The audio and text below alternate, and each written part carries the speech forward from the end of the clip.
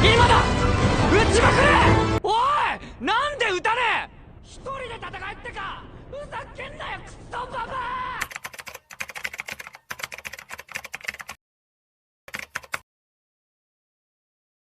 Stark adalah salah satu karakter yang pada awalnya terlihat sederhana di Sons of Frieren. Tapi justru disitulah letak daya tariknya. Ia hadir bukan sebagai pahlawan besar, bukan penyihir jenius, dan bukan juga karakter yang membawa misteri mendalam. Stark adalah manusia biasa, yang justru lewat kebiasaannya itulah ia menjadi bagian penting dalam perjalanan Frieren dan Fern. Ketika pertama kali muncul, Stark digambarkan sebagai anak didik Aizen yang kabur dari tanggung jawab. Seseorang yang tampak penakut dan serba ragu. Tapi semakin kita mengenalnya, semakin terlihat bahwa ketakutannya bukan tanda kelemahan, melainkan bagian dari proses tumbuh yang sangat manusiawi. Dalam dunia di mana para legenda seperti Himmel bisa berdiri tanpa gentar menghadapi Raja Iblis, Stark hadir sebagai sosok yang masih berjuang mengatasi rasa takutnya sendiri. Dan menariknya, anime tidak mengubah ketakutannya menjadi lelucon semata. Ia bukan karakter komikal belaka. Setiap kali Stark menangis, gemetar, atau ragu mengambil langkah, itu selalu menunjukkan betapa beratnya tekanan yang ia pikul sejak kecil. Ia dibesarkan oleh ayah yang penuh harapan, tapi keras. Lalu dididik oleh Aizen yang justru mengungkap potensi terpendamnya. Tapi bahkan setelah dilatih Aizen, seorang pahlawan legendaris, Stark tetap takut. Dan disinilah letak kejujuran karakternya. Stark adalah cerminan kita yang seringkali merasa belum siap, meski orang-orang di sekitar kita percaya bahwa kita mampu. Ia bukan seperti Frieren yang sudah hidup ribuan tahun, bukan seperti Fern yang bakatnya jelas terlihat sejak kecil.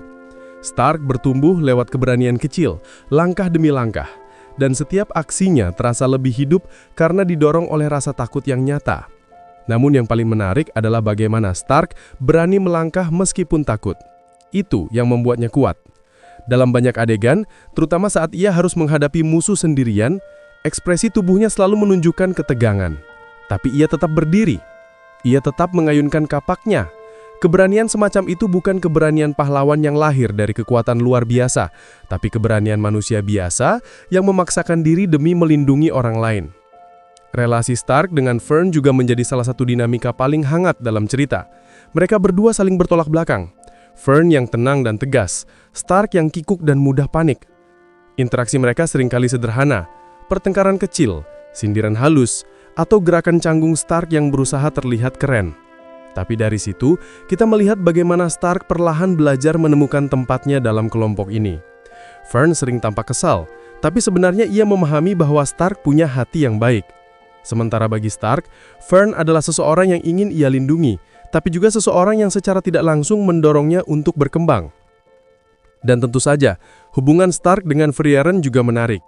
Frieren yang selama ratusan tahun sudah terbiasa kehilangan manusia yang ia sayangi karena umurnya yang pendek, menemukan sesuatu yang baru dalam Stark.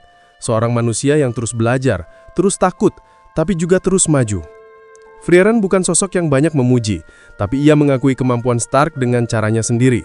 Ketika Frieren bilang bahwa Stark cukup kuat untuk melawan musuh tertentu, itu bukan sekedar kalimat motivasi, tapi penilaian jujur dari seorang penyihir yang sudah menghabiskan hidupnya memperhatikan manusia. Dan bagi Stark, itu berarti lebih dari apapun. Ada satu hal yang membuat Stark sangat mengesankan. Ia adalah karakter yang membawa kehangatan tanpa perlu menjadi pusat cerita. Ia seperti pengingat bahwa dalam perjalanan panjang, bukan hanya kekuatan besar yang dibutuhkan. Yang dibutuhkan adalah keberanian sehari-hari, kesetiaan pada teman, dan kemauan untuk terus belajar dari setiap kegagalan. Stark sering terlihat sebagai penyembuh suasana, seseorang yang membuat perjalanan mereka tidak hanya dipenuhi pertempuran, tapi juga tawa dan momen ringan. Namun di balik keceriaan itu, ada luka masa lalu yang masih ia sembuhkan pelan-pelan, dan anime mengemas kedalaman emosinya dengan cara yang halus tapi kuat. Ketika Stark bertarung, kita juga merasakan perbedaan dari fighter lain. Ia tidak seefektif para prajurit legendaris, tidak memiliki kemampuan sihir, dan seringkali kalah dalam perbandingan kekuatan murni. Tapi gaya bertarungnya selalu mencerminkan dirinya, penuh determinasi, keras kepala, dan fokus pada satu hal, melindungi orang-orang yang ia anggap penting. Itulah sebabnya setiap kemenangan Stark terasa lebih memuaskan, bukan karena ia memamerkan kekuatan luar biasa, tapi karena ia menunjukkan bahwa seseorang yang takut tetap bisa menjadi pelindung yang hebat. Karakter Stark membawa rasa realisme ke dalam dunia yang penuh dengan keajaiban. Melihatnya berkembang, mengingatkan kita bahwa para pahlawan legendaris pun memulai dari langkah kecil seperti dirinya. Dan perjalanan yang ia tempuh bersama Frieren dan Fern bukan hanya perjalanan mengalahkan musuh, tapi perjalanan menjadi pribadi yang lebih berani. Stark membuat cerita ini terasa lebih manusiawi. Ia mewakili kita yang sering ragu, sering gagal, dan sering takut, tapi tetap melangkah.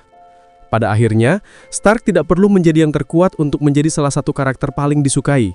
Ia cukup menjadi dirinya sendiri, seseorang yang terus guntung, terus berjuang, dan terus berani menghadapi ketakutannya. Dan justru karena itulah, Stark menjadi bagian penting dari kehangatan dan kedalaman Souls of Frieren.